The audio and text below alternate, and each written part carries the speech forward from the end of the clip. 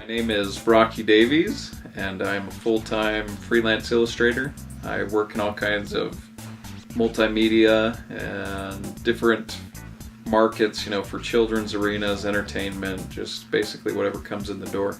But I prefer all kinds of nerdy type stuff, obviously, as my room suggests. These are my core interests.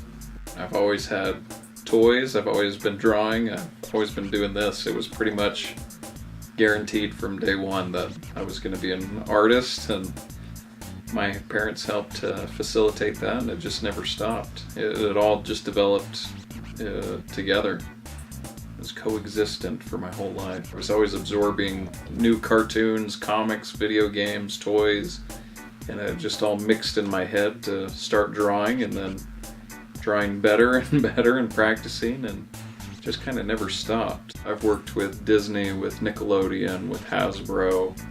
I've had some contacts with Fox, but I was busy at the time, so I couldn't take it. But a couple of those big companies, those were always the ones I wanted to work with, so I'm trying to develop those relationships into more ongoing projects that'll continue to be relationships. I'm trying to grow those more stable instead of just kind of one hits here and there. There's a certain value to never really growing up, not being childish, but being childlike, being young at heart.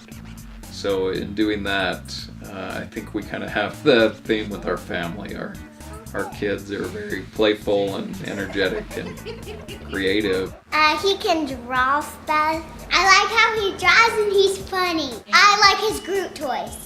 I like his Groot. I like his flying tiger. There's a couple different points where there's those moments of kind of clarity, of realization. So in the beginning, when you get that idea and it just sparks, it's like, that's a really cool idea. That's something fun that will really work out well. So that's one of the big moments. And then as it goes along, it's kind of a long time starting a piece, especially if I do it in my crazy 80s style that's kind of had popularity. It's a long process. So once it gets to a certain point where I know it's working and where it's surely going to be a success and all the colors are working and the composition, then that's another point where it's like, oh yes, this is good. This idea worked out. It's paying off. And then, again, at the very finish, that's always a breath of relief. You're like, okay, it's done. I can send it out to the world. And, when you start to hear feedback and see all the fans coming, that's also a huge moment where it's just like, this is awesome. So I'd say there's several points along the way where you kind of hit that high note, and then you fill in the blanks between them, and hopefully it continues to grow. When I started to get into Instagram and see all the artists on there, it blew me away. I mean, it was just, holy cow, these guys are incredible. Kind of humbles you and inspires you at the same time. It makes you want to pick up a pencil, and it wants to make you burn your pencils because they're so good.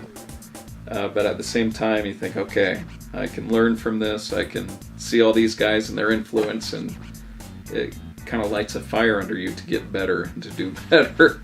I've been to a handful of Comic Cons, but last year was the first time I was on the other side of the booth. It's the first time I actually was selling as a vendor and as an artist. And so it was a lot of fun, going and getting to meet all kinds of people, and a lot of people came up and they're like, oh, I recognize your art. I've seen you online before. So that's always, a good ego booster. Like, oh, someone actually knows who I am. So it was good to do that. It was good to see the other artists, and plus to have the other artists come up to me and, offer compliments. That's a huge deal, that other artists themselves are coming up and saying things. It really makes you kind of feel valued and accepted and kind of somewhat accomplished. So it was a good experience. With me, it's just, I think it's this awe of childhood. Just when you're a kid, things are kind of bigger, brighter, and bolder. Your heroes are just more real to you, and they're more exciting and aspiring. And so I think my art, in a way, is an attempt to recapture that childlike sense of awe and excitement, and just, you know, all these heroes are so bright and colorful, and the ones that I always loved were the real heroes, you know, that wanted to save people, that wanted to do better and create a better world. And so with my art, I think I try to do that too. Even if I'm drawing a bad guy, I usually draw them in a happy, you know, positive way, that they're, you know, repentant or something, that they're changing.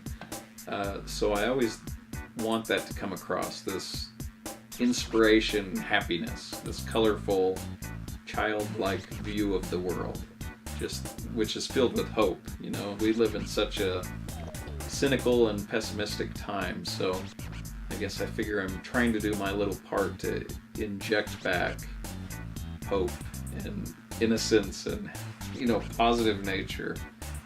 Superheroes seem to always be more altruistic and desire to serve the greater good, and so in my small little strange nerdy way, I'm trying to do that with my art.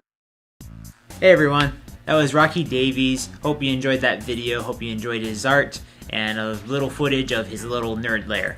If you want to see more of Rocky Davies' art, follow him on Instagram and on Facebook, and I'll add a link also to his website. If you know a nerd whose talents I should showcase, or just anyone else who has that talent that makes you feel yes inside, leave a comment below, and please subscribe to the Young Entertainment Specialists. We look forward to posting more videos very soon, and we'll see you all later. Take care.